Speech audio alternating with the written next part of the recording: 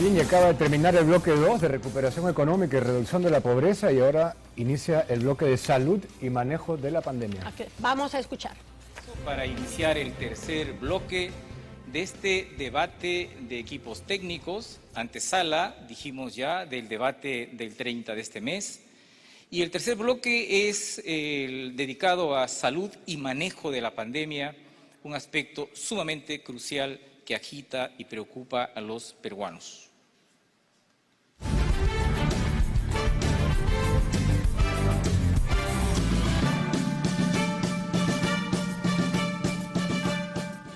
Habría que recordar que en esta primera estación del bloque, cada participante tiene 3 minutos para exponer sobre el tema.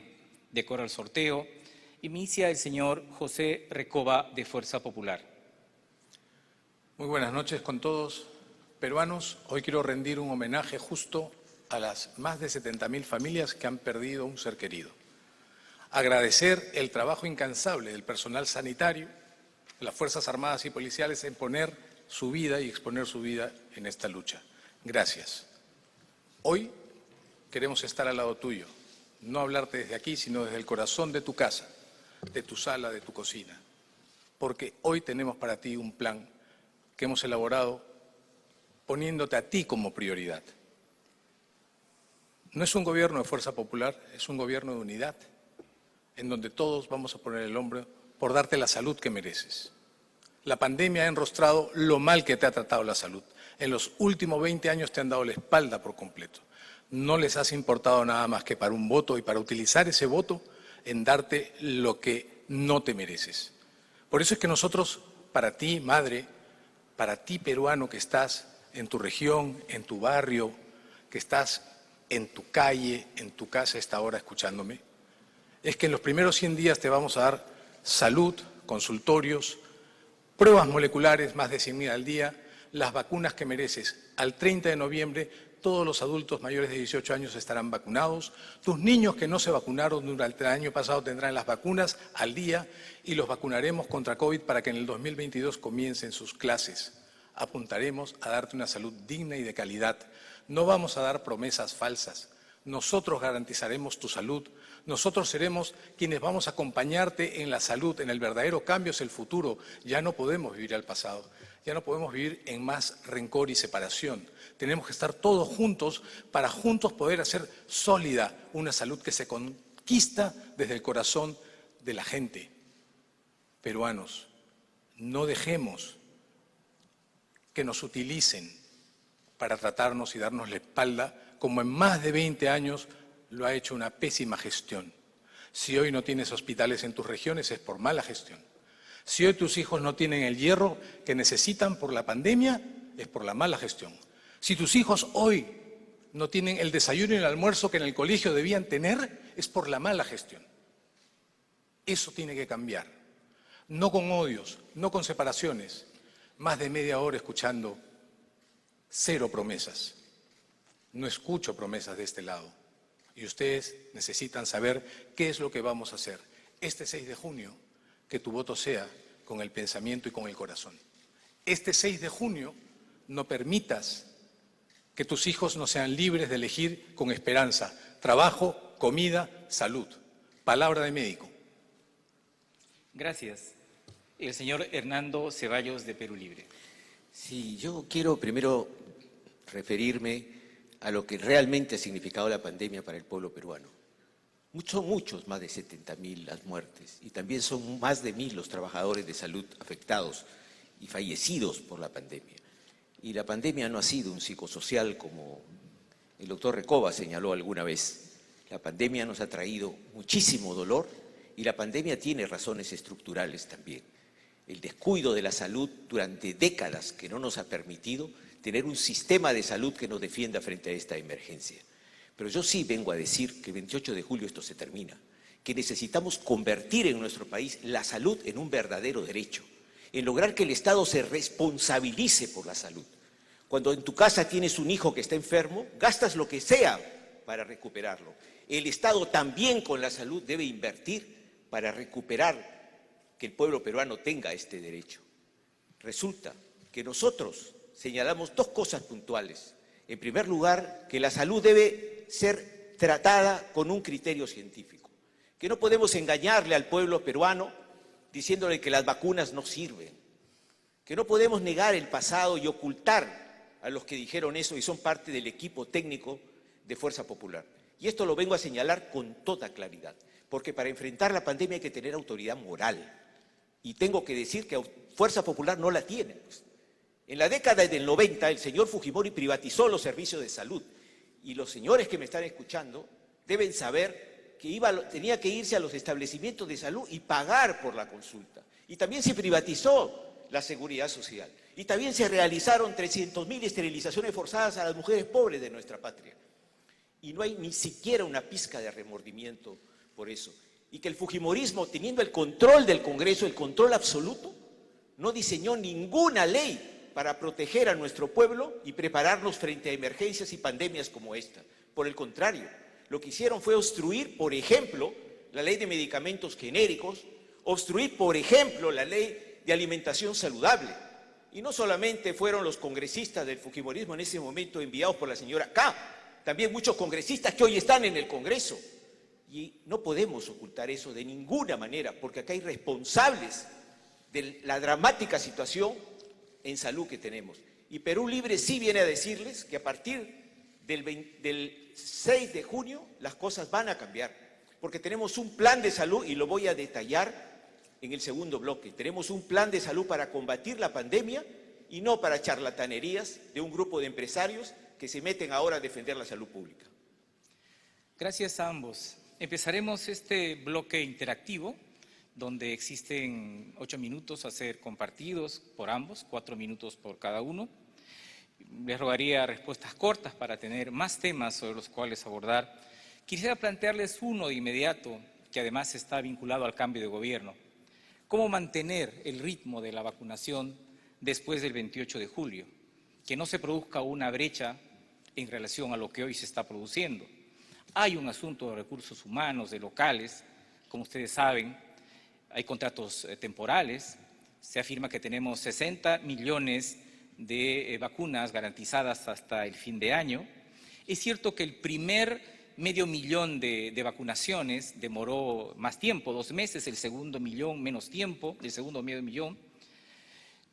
Se dice que estamos vacunando a un promedio de 50.000 diarios. En fin, hay una problemática, hay un problema serio que hay que encarar con el cambio de gobierno. Por eso les pido concentrarnos en los primeros meses de sus eventuales gobiernos.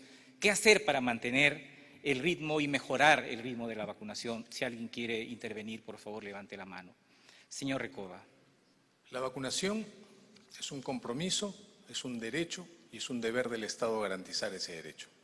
Nosotros tenemos la capacidad logística instalada para que a partir del 28 de julio se coloquen 160.000 vacunas por día, para que al final de noviembre todos los casi 20 millones de adultos mayores de 18 años tengan una vacuna de calidad que haya demostrado eficacia.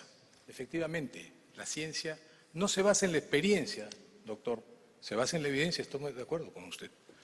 Pero la evidencia científica de calidad, la evidencia científica que esté publicada en informes serios. A quienes nos ven esta noche, lo único que les interesa es no poder morir por la mala gestión de ministros que dicen que las pruebas moleculares son iguales que las pruebas serológicas, que los asintomáticos solamente contagian cuando respiran, que las marchas no contagian y que cuando salen los hombres un día y las mujeres otro. Vamos a vencer el COVID. Mala gestión. Nosotros acabaremos con eso. Señor Ceballos. Efectivamente hay que manejarse con la evidencia científica, pero hay que asumir las responsabilidades, porque cuando usted dijo, señor Recoba, apoyando al señor Bustamante, que la vacuna no servía, resulta que ahora hay informes de la Organización Mundial de la Salud y del propio Colegio Médico que demuestran que la vacuna sí sirve. Y lo peor del caso es que hay millones de peruanos que no se vacunaron a partir de esa campaña sistemática de Fuerza Popular descalificando las vacunas. Entonces, hablemos con evidencia científica, por supuesto, y también digamos que aquí hay un elemento central en el tema de la vacuna. La vacuna, si la llegamos a aplicar al conjunto de nuestro pueblo, o por lo menos a un 70%, vamos a poder parar de manera muy seria los contagios y las muertes en nuestro país.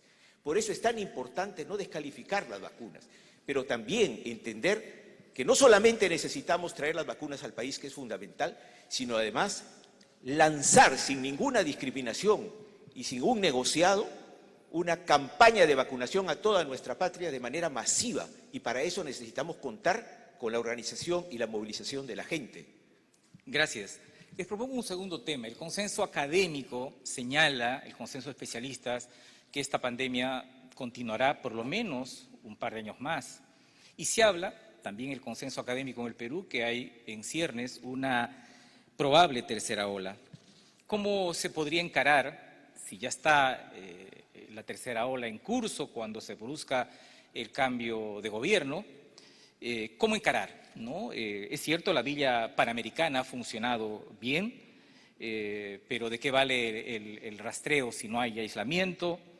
Está el asunto de las camas UCI, que no son suficientes, además, porque hay un asunto de demanda de oxígenos, funcionamiento del primer nivel de salud. Concentremos en la posibilidad de una tercera ola y cómo un eventual gobierno suyo actuaría. Señor Ceballos. Sí, yo quiero señalar que el primer dique de contención que tenemos que hacer a esta pandemia y a una tercera ola es, en primer lugar, definir los presupuestos que necesitamos. Necesitamos inyectar por lo menos 5.000 millones para poder tener dinero para la pandemia. ¿Por qué? Porque hay que fortalecer el primer nivel. La atención médica primaria es fundamental y esto significa sacar del olvido a miles de establecimientos de salud que están en el olvido no hace 20 años, están en el olvido del gobierno del señor Fujimori, ¿no?, que privatizó los servicios de salud. Y allí necesitamos, movilizando a los recursos que debemos además incorporar al Ministerio de Salud, movilizar a la sociedad civil. Necesitamos mover a nuestro pueblo, movilizarlo, porque solo con la incorporación del pueblo en las acciones de salud podemos terminar esto. Por supuesto que además de la vacuna tenemos que resolver 3 o 4 elementos más. Necesitamos resolver lo de las pruebas moleculares, que las necesitamos de manera masiva, y necesitamos terminar con la usura y el negocio del oxígeno. Acá necesitamos rápidamente 100 plantas de oxígeno para enfrentar la pandemia. Señor Recoba. Nosotros tenemos 100 plantas de oxígeno, tenemos el oxígeno que ustedes necesitan en el momento en que más lo necesitan. Tenemos un primer nivel que al día de hoy cuenta con 14.000 establecimientos, de los cuales la gran mayoría pertenecen al sector privado. Ese sector privado al cual el doctor Ceballos también forma parte, en donde trabaja a pesar de que tiene una licencia con el Estado y cobra sueldo por esa licencia mientras puede trabajar en el sector privado o por lo menos, en todo caso, acompañar a las marchas. Él tiene licencia por vulnerabilidad y en este momento en Ayacucho hay 56 personas que se han muerto y que podrían bien necesitar el dinero de todos los peruanos, no para pagar licencias. El oxígeno nunca más te costará y las vacunas llegarán con eficiencia y calidad en el momento más apropiado. Una réplica, señor Ceballos. Por supuesto, primero yo le quisiera alcanzar… No se permite alcanzar. Por supuesto, documentos. lo han engañado, señor Recoba, no le han dado la información adecuada. Tengo licencia por vacaciones, pero esto no tiene nada que ver, señor Recoba, con, de verdad, ¿no?, la sanción que debería usted recibir por parte del Colegio Médico, no solamente por haber apoyado las esterilizaciones forzadas, sino además porque es un promotor de la lactancia artificial. Usted es el que descalifica la lactancia materna que tanto necesitan las madres de nuestro país. Usted es un empresario de la salud, ¿no? Y usted, como empresario de la salud, no tiene autoridad moral, ¿no?, para hablar como si fuera usted un defensor de la salud pública. Pero además, yo sí me quiero referir que uno puede prometer acá que tiene las vacunas. Hay que definir si realmente el gobierno las tiene y luchar para que esas vacunas sean distribuidas, no desde el sector privado para que siga lucrando, sino para efectivamente trabajar para que la salud llegue gratis y las vacunas lleguen gratis a la gente. Una dúplica, señor Recoba. Qué difícil resulta convencer a las personas de que están equivocadas y ellas mismas no se escuchan. El sector privado es pequeño y soluciona una pequeña parte de los grandes problemas de salud de todos ustedes. El sector público, gracias a las malas gestiones y a que no hay nadie que se quiera ocupar de esto, ocupa el 95% de la vida de ustedes. La salud no se negocia, la salud es un derecho que se conquista. La pandemia y la tercera ola es una prioridad, son una prioridad, y nosotros tenemos la capacidad de que nunca haya un desabastecimiento de vacunas constante y continuo. No nos vamos a pasar el tiempo pensando en lo que pasó, sino en lo que construiremos para ustedes. Por eso es que es importante considerar que la aplicación de vacunas, así como los centros de aislamiento y el rastreo con pruebas moleculares y la vigilancia de los virus para saber si hay variantes nuevas o no, es un hecho y es un derecho para ustedes. Gracias. Les coloco un último tema. En la pandemia hay enfermedades cuya frecuencia e intensidad se ha agravado, por ejemplo, el asunto de la muerte materna. Pero me quiero dedicar esto en homenaje a las niñas y a los niños del Perú al asunto de la anemia. Se ha revelado que en la época de la pandemia los niños tienen menos acceso al sulfato ferroso y por lo tanto la anemia se ha incrementado. Igual, en la idea de los próximos 5 o 6 meses, los primeros 180 días de su eventual gobierno, ¿qué se hará, ¿no?, para reducir la anemia? En los segundos que nos quedan. ¿Alguno quiere opinar? Señor Recoba. Durante mucho tiempo, la anemia por deficiencia de hierro ha sido un flagelo para la niñez peruana. Les baja 10 puntos el desarrollo de su cerebro cuando los niños tienen anemia. Y hoy, el 60% de los niños de 6 meses a 1 año tienen anemia. ¿No hay sulfato ferroso? No, sí existe. Lo que no ha existido es la capacidad logística de darlo. Alimentación, desayunos y almuerzos, tampoco han llegado a ellos. No es posible controlar una pandemia si todavía los niños que tenían que estar vacunados contra neumonía, influenza, polio, triple, sarampión, están muy por debajo de la famosa cobertura que necesitamos. ¿Cómo podemos hablar de una salud para los niños en el futuro si no hemos considerado que ellos son la prioridad para el país en las condiciones en las que estamos? Nosotros tenemos que apostar por ellos. Gracias. Sí, señor. Yo le hablo a la ciudadanía, debemos apostar protegiendo la lactancia materna, no dejándonos embaucar por la lactancia artificial, por el negocio. Nosotros hemos señalado la necesidad de declarar una emergencia alimentaria en el país y tenemos un plan, que es el plan Alimentos para Todos, porque el riesgo, ¿no?, alimenticio ha subido a más de 4,5 millones de peruanos. Este tema hay que resolverlo. La pandemia ha traído hambre. La anemia no solamente son unas pastillitas y unos sobrecitos, es darle de comer bien a nuestro pueblo. Han subido en 7 puntos los indicadores de hambre en nuestro país y necesitamos un plan para resolver esto. Gracias. Le quedan 8 segundos en esta bolsa de tiempo, señor Recoba. Yo defiendo la lactancia materna exclusiva y la promuevo mejor que el señor Ceballos. Gracias. Ahora pasamos a una tercera estación, que es de la pregunta de los especialistas. En este caso debemos pase a la pregunta del especialista para este bloque y es la señorita Stephanie Tafur Contreras. Ella es licenciada, administradora en salud por la Universidad Cayetano Heredia y egresada de la Maestría de Salud Pública de la Universidad Nacional Mayor de San Marcos. Por no encontrarse en Lima, ella hace su pregunta a través del video.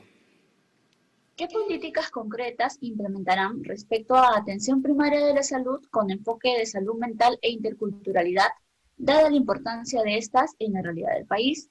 Y a la vez, ¿qué medidas específicas y medibles tomarán respecto a la unificación e integración del sistema de salud fragmentado y la rectoría del MINSA al interior del país? Señor Recoba. Salud mental es una prioridad, no solamente durante la pandemia, sino antes ya era un problema. Y no había un plan de atención primaria de salud mental. Nosotros vamos a articular la atención a nivel primario. Vamos a coordinar entre todos los actores, todos los equipos, recurso humano, estructura, infraestructura para implementar un buen plan de atención primaria de salud. Con respecto a la universalización de la salud, tenemos que tener un sistema universal que garantice los derechos de cada ciudadano. Tenemos que garantizar un financiamiento específico para ellos. Hay que pagarles sus atenciones. Nosotros, durante los primeros 100 días, vamos a articular el primer nivel de atención con apoyo tecnológico, con interconectividad, teleconsulta, telemedicina, especialización, 14.000 centros de salud al alcance de tu casa con calidad, con profesionales que te atenderán en medicinas y con un buen plan de salud mental comunitario, fortalecido sobre todo para aquellas personas que han tenido que sobreponerse lamentablemente a la pérdida de familias, al quiebre de sus vidas. Eso es lo que nosotros proponemos para implementar y fortalecer el primer nivel de atención, que va a ser una manera de contener el embalse en los hospitales, que ya no tienen capacidad, porque además el 95% de ellos están en condiciones precarias. Camas UCI no hay y no es posible implementarlas de la noche a la mañana. El primer nivel de atención es fundamental. Mañana, pasado y en el futuro esa red va a ser operativa al 100%, con calidad de servicio, con tecnología y evidentemente con un compromiso humano a tutelar ese derecho. Señor Ceballos. Sí, es evidente que la salud mental hay que abordarla con toda la dedicación que esta pandemia nos ha generado. El 50% de la población ha manifestado que necesita respaldo de atención mental. El encierro, la pérdida de vidas, el estrés que genera la pandemia nos obliga a tener una estrategia de salud mental. Y hay que fortalecer desde el Ministerio de Salud los establecimientos de salud mental que han empezado a crearse en distintas partes del país. Hay que extender esto. Necesitamos que en todas las regiones y en las provincias más importantes tengamos centros de atención mental. Esto no es un lujo, es una necesidad. Pero además la pandemia la tenemos que enfocar desde dos niveles.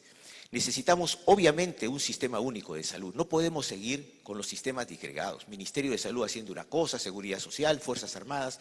Hay que crear un sistema único de salud, respetando financieramente a las instituciones, pero funcionalmente el Ministerio de Salud tiene que jugar un rol rector, que no lo está jugando necesariamente. Y por otra parte, hay que fortalecer la red periférica de salud. Pero hay que fortalecerla como que hay que fortalecer también la vinculación con la sociedad, con las comunidades. El sector salud necesita, para enfrentar sus graves problemas, primero reactivarse en infraestructura, en equipamiento, en recursos humanos y luego abordar su relación con la comunidad.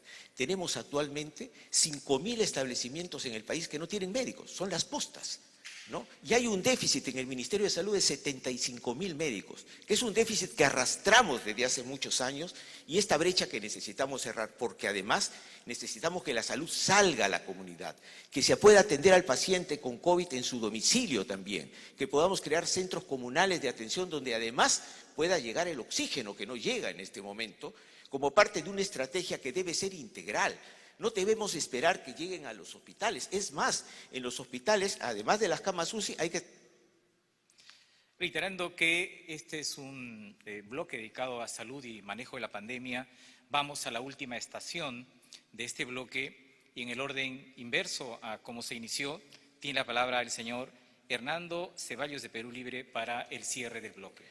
Yo creo que este 6 de junio tenemos una enorme oportunidad de lograr que la salud sea un derecho. Primero, que esté en la Constitución, que lo sacó en el año 93 el señor Fujimori, para que el Estado no mire de costado los graves problemas que tenemos. Todos hemos sufrido con la falta de camas, con los cobros del oxígeno, con lo que significa falta de recursos, hospitales poco implementados.